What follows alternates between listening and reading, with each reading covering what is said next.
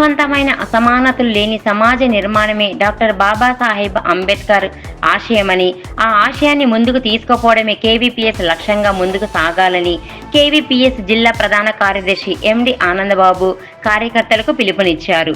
శనివారం ఆదోని పట్టణంలోని market yard వద్ద ఉన్న సుందరయ్య భవన్లో కేవీపీఎస్ ముఖ్య కార్యకర్తల సమావేశము మండల అధ్యక్షులు మునిస్వామి అధ్యక్షత నిర్వహించారు.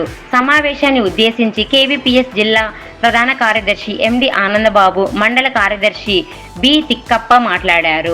ఈ సందర్భంగా వారు మాట్లాడుతూ కులం కారణంగా ఈ దేశంలో అంటరానితనము, అసమానతలు కొనసాగుతూనే ఉన్నాయని, వాటిని జ్ఞానవంతమైన సమాజం మాత్రమే మార్చగలదని అంబేద్కర్ బోధించారన్నారు.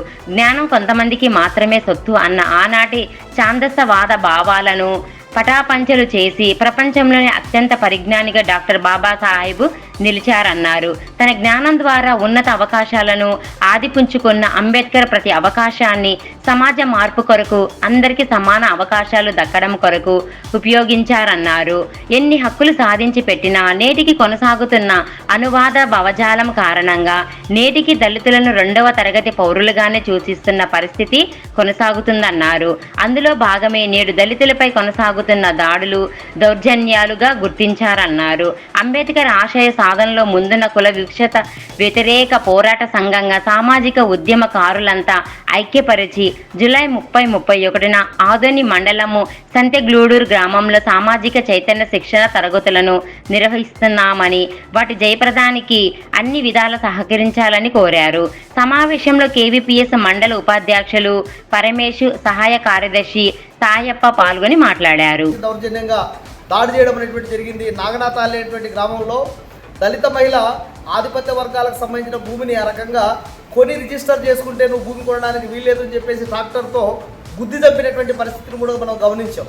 అంటే ఇలాంటి ఘటనలు రోజుకో చోట ఏదో రూపంలో జరుగుతూనే ఉన్నాయి. అందుకోసమే దళితులంతా ఐక్యం కావాల్సిన అవసరం ఉంది.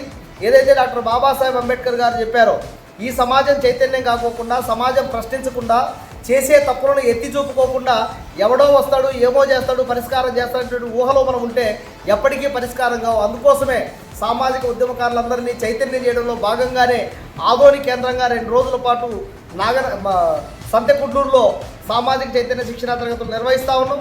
ఆ రకంగా శిక్షణా తరగతుల్లో పాల్గొని జయప్రదం చేయాలని, రానున్న కాలంలో ఏ మూలన దళితులపై దాడి జరిగినా, దౌర్జన్యం జరిగినా, హత్య జరిగినా, అత్యాచారం జరిగినా, లేదు దళితులు ఎదుర్కొనేటువంటి మౌలిక సదుపాయాల కల్పన కోసం కూడా అన్ని రీతుల్లో మనం పోరాటాలు చేయాలని చెప్పేసి, ఆ రకంగా దళితులంతా సిద్ధం కావాలని చెప్పేసి సందర్భంగా నేను తెలియజేస్తా ఉన్నాను.